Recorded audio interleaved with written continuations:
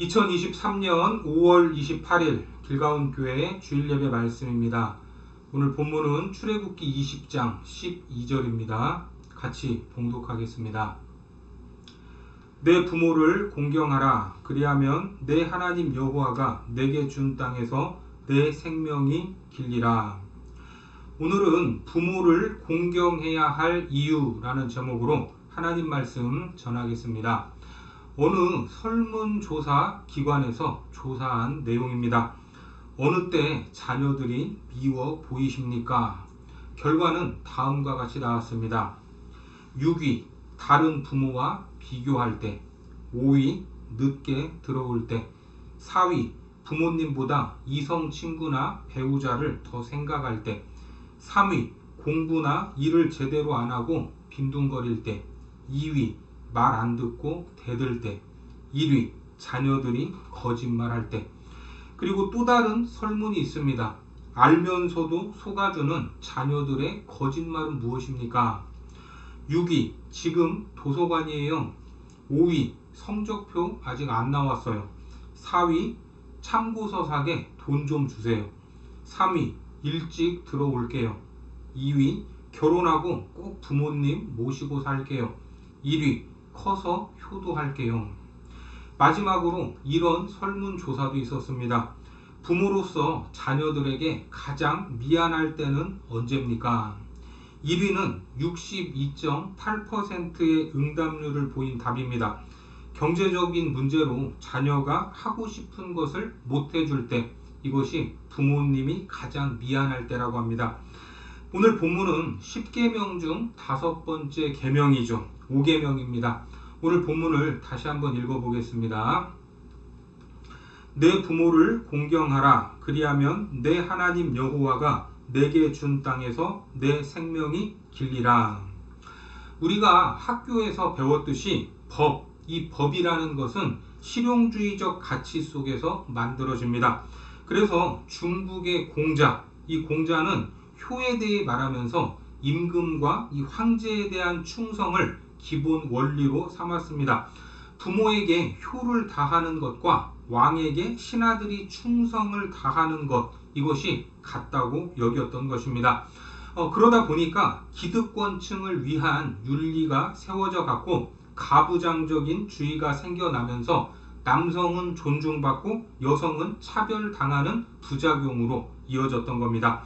오늘날의 시각으로 보면 이 논리가 얼마나 오류가 많고 얼마나 많은 가정을 힘들게 했는지 알 수 있습니다. 한마디로 그 시대의 효용 가치가 틀렸다는 것입니다.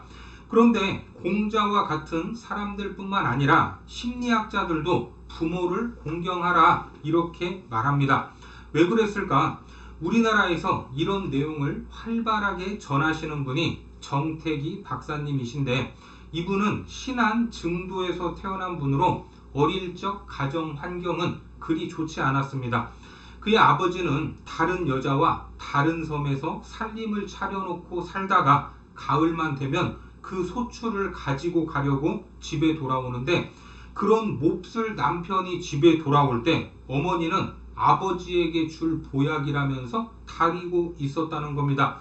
그 모습을 보면서 정태기 박사님은 나도 빨리 장가 가야겠다. 그러면 마누라가 나에게도 보약을 다려주겠구나. 이런 생각을 했다고 합니다.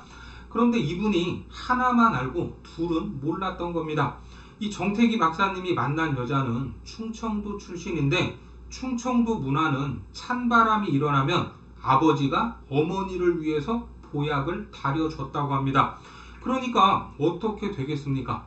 정태기 박사님의 이 사모님은 아무리 기다려도 남편이 보약을 다려주지도 않고 있고, 그리고 반대로 정태기 박사님도 아무리 기다려도 자기 아내가 보약을 다릴 생각을 안 하고 있었던 겁니다. 서로 이러한 오해들이 쌓여가면서 부부 관계가 나빠졌다고 합니다. 결국 목사였기 때문에 이혼은 하지 못하고 거기에 준하는 선택을 하는데, 이분이 유학을 떠나버렸고 무려 7년이라는 시간 동안 사모님에게 편지 한 장도 보내지 않았다고 합니다. 사실 정태기 박사님에게는 어릴 때부터 아버지와의 관계가 큰 벽으로 존재하고 있었던 겁니다. 정택이 박사님의 별명이 재봉틀이었다고 하는데 가을에 아버지가 집에 오기만 하면 너무나 무서워서 재봉틀처럼 벌벌 떨고 있었기 때문에 그런 별명을 얻었다고 합니다. 그러다 보니 시간은 흘렀지만 자기 아버지와 비슷한 나이의 교수님만 봐도 떨었다고 합니다. 그래서 정택이 학생의 이런 모습을 보면서 교수님까지도 오해를 했습니다. 자기에게 거리를 두고 있으니까 정택이라는 학생은 참 교만하다 이렇게 여겼던 것입니다. 그래서 어느 날 이 정택이 학생을 불러서 논문 지도를 해주기 싫으니까 그냥 가라고 했습니다. 당연히 정택이 학생은 교수님께 매달렸고 그 교수님이 정택이 학생에게 있는 그대로 물었습니다. 너는 왜 나를 가까이 하지 않냐? 이렇게 물었습니다. 그때 정택이 학생은 딱 한마디를 했답니다. 너무나 무서워서요.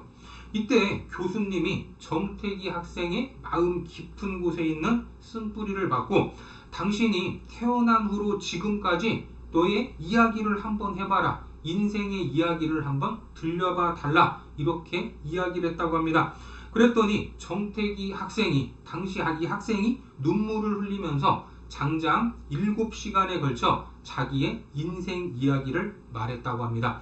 그 이야기를 들으면서 교수님도 울었고 모든 이야기를 듣고 나서 교수님이 한 가지 이야기를 했습니다. 이 세상에서 자기 자식을 사랑하지 않는 부모는 없다. 분명히 너의 아버지도 너를 사랑했을 것이다. 혹시 아버지가 너를 사랑했던 표현이나 행동이 있었을 텐데 그것을 하나라도 찾아오면 내가 논문을 지도해 주겠다. 이렇게 약속을 했답니다. 자, 그때부터 이 정택이 학생은 아버지의 사랑이 드러났던 순간을 찾고 또 찾았는데 도무지 기억이 나지 않더랍니다. 그런데 일주일의 시간이 지났을 때 드디어 한 가지 기억이 떠올랐는데 학교에서 체육대회를 하는 날 때마침 농번기였기 때문에 어머니가 너무나 바빠서 도시락을 싸지 못했다고 합니다. 점심시간이 됐지만 먹을 것이 없었던 이 정택이 학생 혼자 가만히 있는데 다른 섬에서 살림을 차리고 살던 아버지가 갑자기 학교에 나타났다고 합니다. 그리고 소쿠리에 참외 2개를 담아와서 정택이 박사님에게 주면서 말했습니다. 태기야, 먹어. 그리고 아버지는 다시 돌아갔다고 합니다. 이 기억이 떠오르는 순간 정택이 박사님이 깨달은 겁니다. 아, 아버지도 나를 사랑했구나. 이 사실이 깨달아지자 아버지와 묶여있던 관계가 풀어졌습니다. 그뿐만 아니라 오랫동안 떨어져 있던 아내와의 관계도 점차 회복이 되었다고 합니다. 이런 경험을 통해 정택이 박사님은 이후에 수천 명을 상담하면서 부부 관계의 불화의 갈등의 원인에 부모님과의 관계가 있다 하는 것을 찾았는데 이것이 탁월한 효과가 있었던 것입니다. 심리학적으로 봐도 부모님과의 좋은 관계가 부부 관계뿐만 아니라 모든 관계에 영향을 미친다 하는 것을 알 수 있습니다. 그러니까 내 부모를 공경하라 하는 이 말씀은 심리학적인 효용 가치로 봐도 매우 중요한 말씀이 아닐 수 없습니다.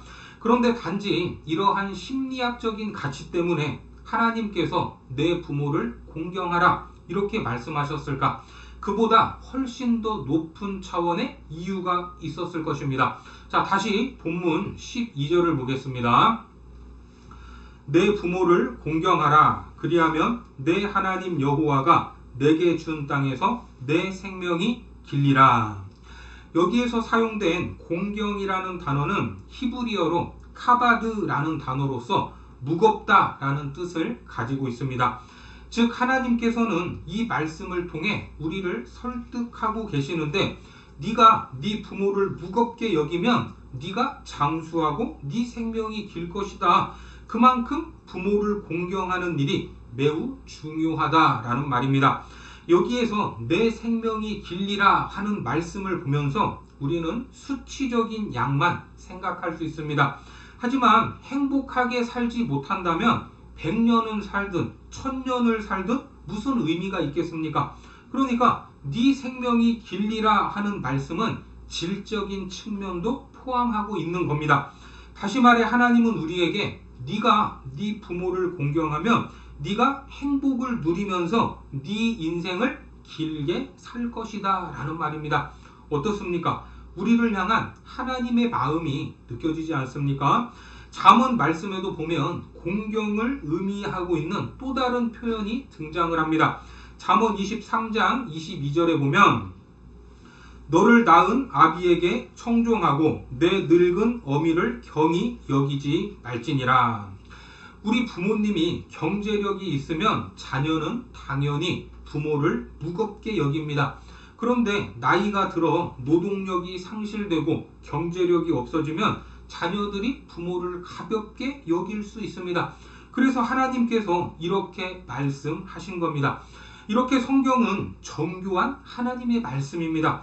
출애굽기에서도 공경의 또 다른 표현이 등장하는데 출애굽기 21장 17절을 보겠습니다. 자기의 아버지나 어머니를 저주하는 자는 반드시 죽일지니라. 여기에서 저주는 무시하고 증오하는 마음에서 나오는 것입니다. 즉 부모를 공경하지 않는 마음에서부터 저주가 시작된다는 겁니다. 같은 의미로 레위기에서도 부모를 저주하는 자는 반드시 죽이라고 말합니다. 레위기 20장 9절에 보면 만일 누구든지 자기의 아버지나 어머니를 저주하는 자는 반드시 죽일지니 그가 자기의 아버지나 어머니를 저주하였은즉 그의 피가 자기에게로 돌아가리라. 그리고 잠언 20장 20절에도 자기의 아비나 어미를 저주하는 자는 그의 등불이 흑암 중에 꺼짐을 당하리라. 한마디로 부모를 공경하지 않는 자식에게는 희망과 미래가 존재하지 않는다는 것입니다. 그리고 레위기 19장 3절에서도 너희 각 사람은 부모를 경외하고 나의 안식일을 지키라. 나는 너희의 하나님 여호와이니라. 사실 경외하다라는 단어는 하나님에게만 사용하는 단어입니다. 그런데 하나님께서는 부모를 경외하라 하고 말씀하십니다. 부모는 하나님을 제외하고 유일하게 경외하다라는 단어가 사용되는 그러한 대상인 겁니다. 이 말은 너희의 부모를 하나님처럼 대하라 하는 뜻이 됩니다. 하나님을 대하듯이 너희의 부모를 대하라는 말입니다. 왜 하나님께서는 이렇게 말씀을 하셨을까? 신명기에 보면 부모의 사명을 말하는데 부모의 사명은 부지런히 자녀를 가르치는 것이라고 합니다. 신명기 6장 7절입니다. 내 자녀에게 부지런히 가르치며 집에 앉았을 때에든지 길을 갈 때에든지 누워 있을 때에든지 일어날 때에든지 이 말씀을 강론할 것이며 무엇을 가르치라고 합니까? 네 마음과 뜻을 다하여 하나님을 사랑하고 내 이웃을 내 몸처럼 사랑하라 하는 것을 부지런히 가르치라는 것입니다. 이렇게 자녀를 교육하는 사명은 부모에게 주어진 겁니다. 그래서 부모에게 교육적인 사명을 주기 전에 교육을 받는 자녀에게 먼저 그 태도와 자세를 가르치고 있는데 내 부모를 가볍게 여기지 말고 무겁게 여기라는 겁니다. 잠언 1장 8절입니다. 내 아들아 내 아비의 훈계를 들으며 내 어미의 법을 떠나지 말라. 자녀들이 자신들을 교육할 책임이 있는 부모를 무겁게 여길 때 자녀들은 제대로 배울 수 있습니다. 이렇게 내 부모를 공경하라 하는 말씀 안에는 교육적인 개념이 아주 중요한 요소로 담겨 있습니다. 그런데 어떤 분들은 내 부모를 공경하라 하는 이 말씀 앞에서 그 짐승 같은 아버지도 공경해야 합니까? 날 버리고 도망간 어머니에게도 잘해야 됩니까? 하고 반문하실 수도 있습니다. 어느 주일학교에서 10계명을 외워서 쓰는 대회가 있었는데 한 어린이가 5계명을 이렇게 썼다고 합니다. 내 부모를 공격하라. 받침 하나가 틀렸는데 의미는 반대로 뒤집혀 버렸습니다. 그런데 이런 일들은 실제로 우리 주변에서 일어나고 있습니다. 뉴스를 보면 부모를 공격하는 자녀들이 심심치 않게 등장하지 않습니까? 돈 때문에 화가 나서 함께 살기가 귀찮아서 이런저런 이유로 부모를 폭행하거나 살해하는 일들까지 벌어지고 있는 것, 그것이 우리의 현실이기도 합니다. 몇 년 전에 스카이캐슬이라는 드라마가 화제가 된 적이 있는데, 이 드라마에서 보여주는 이야기는 요즘 자녀들이 부모들에게 공경심이 아닌 복수심을 가지고 있음을 보여주고 있습니다. 이런 식으로 세상이 흘러간다면 앞으로 이 세상이 어떻게 되겠습니까? 그리고 그 자녀들은 어떻게 되겠습니까? 또 그 자녀가 낳은 자녀들은 어떻게 되겠습니까? 자녀를 제대로 양육하지 못하면 부모를 향한 공격 지수가 더 강해질 수밖에 없는 것입니다. 그러면 세상은 지옥이 되는 겁니다. 그러니까 내 부모를 공경하라 하는 이 말씀은 단순히 부모를 공경하느냐 안 하느냐 이런 차원에서 끝나는 것이 아니라 그 자녀의 모든 인생이 걸려 있다고 해도 틀리지 않은 것입니다. 그러니까 10계명의 계명 하나하나가 복음이 되는 겁니다. 이 말씀이 진짜 참 복음이다 라는 것을 믿으시기 바랍니다. 그런데 앞서 말했듯이 어떤 사람들이 이렇게 말하죠. 나를 헌신짝처럼 버린 어머니를 어떻게 공경할 수 있습니까? 짐승 같은 아버지를 어떻게 공경할 수 있습니까? 사실 이 세상의 모든 사람들은 사랑을 주기도 하고 상처를 주기도 하면서 살아갑니다. 마찬가지로 사랑만 주고 사는 부모는 없습니다. 부모도 자녀를 화나게 만들어 낙심시킬 때가 있습니다. 골로새서 3장 21절에 보면 아비들아 너희 자녀를 노엽게 하지 말지니 낙심할까 함이라. 에베소서 6장 4절에도 또 아비들아 너희 자녀를 노엽게 하지 말고 오직 주의 교훈과 훈계로 양육하라. 그래서 누가 사랑을 많이 주는지 상처를 많이 주는지 그 경중은 다 다를 수 있습니다. 그런데 오늘날 부모를 공격하는 대부분의 자녀들은 받은 상처만 생각하고 있습니다. 그러나 이 땅에 사는 모든 부모 중에 자기 자녀를 사랑하지 않는 사람은 하나도 없을 것입니다. 내 부모가 나에게 어떻게 했든지 그것은 부모의 일입니다. 내가 자식으로서 나의 부모를 어떻게 생각하느냐 이것에 따라서 결국 내가 어떤 부모가 될지 또 내 자녀의 앞날이 어떻게 될지가 하나로 연결되어 있음을 알아야 합니다. 그래서 내 부모를 공경하라, 가볍게 여기지 말라 하는 이 말씀 속에는 부모님은 하나님과 함께한 나의 창조자, 양육자, 교육자라는 의미가 담겨 있는 겁니다. 제가 존경하는 목사님 중에 아버지 얼굴도 모르고 자란 목사님의 간증을 들었습니다. 아버지를 본 적이 없어서 남편으로서 아내를 어떻게 사랑해야 하는지, 자식은 어떻게 길러야 되는지에 대해서 한 번도 본 적이 없었지만 신랑 되신 그리스도께서 신부된 교회를 사랑하는 그 모습을 보며 남편으로서 아내를 어떻게 사랑해야 하는지를 배웠다고 합니다. 또 아버지가 아들을 어떻게 사랑하는지 한 번도 본 적은 없지만 성경을 통해 하나님이 나를 어떻게 길러 가시는지를 보면서 그것을 경험하면서 내 자녀를 이렇게 양육해야겠다라고 배웠다는 것입니다. 모세오경을 기록했던 모세에게는 어머니가 둘이 있었습니다. 자신을 낳아서 젖을 먹이며 키운 히브리인 노비였던 친어머니가 있었고 또 한 명의 어머니인 양어머니는 애굽의 공주였습니다. 그런데 모세가 내 부모를 공경하라 하는 이 10계명의 말씀을 가지고 히브리인 노비였던 친어머니 요게벳을 더 공경했습니다. 그래서 공주의 아들이라고 칭함받기를 거절하며 하나님의 백성과 함께 고난받기로 결심을 하고 믿음으로 애굽을 떠나지 않았습니까? 히브리서 11장 24절 말씀입니다. 믿음으로 모세는 장성하여 바로의 공주의 아들이라 칭함받기를 거절하고, 모세는 하나님의 마음을 깊이 알고 있었습니다.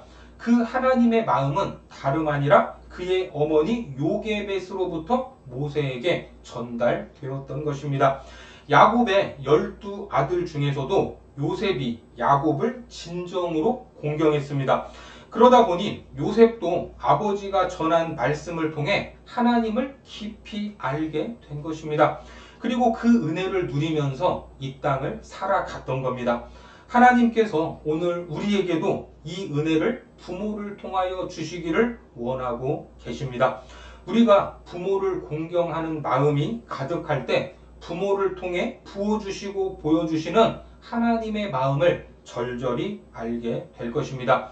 그렇게 부모 공경을 통해 하나님의 마음을 깨닫고 그 마음이 자녀들에게도 온전히 흘러갈 수 있기를 주님의 이름으로 축원합니다.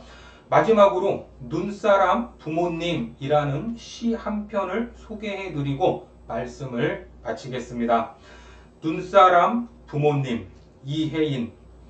날마다 자식들이 보고 싶어 한숨 쉬는 어머니, 그리움을 표현 못해 헛기침만 하는 아버지.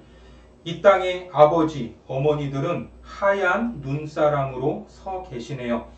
아무 조건 없이 지순한 사랑, 때로 자식들에게 상처 입어도 괜찮다, 괜찮다, 오히려 감싸 안으며 하늘을 보시네요. 우리의 첫사랑인 어머니, 마지막 사랑인 아버지, 늘 핑계 많고 비겁하고 잘못 많은 우리지만 녹지 않는 사랑의 눈사람으로 오래오래 우리 곁에 계셔 주세요. 기도하겠습니다. 하나님, 부모님을 통해 우리를 이 땅에 보내시고 오늘까지 인도하심을 감사합니다. 때로 부족한 모습과 연약한 모습을 보이는 부모님도 있지만 우리는 하나님의 말씀대로 자녀로서 행해야 할 것들을 마땅히 행하게 하여 주옵소서. 그리하여 하나님이 약속하신 이 땅에서의 긴 세월과 행복을 누리는 축복을 받는 거룩한 하늘 백성이 되도록 인도하여 주옵소서. 예수님의 이름으로 기도드립니다. 아멘.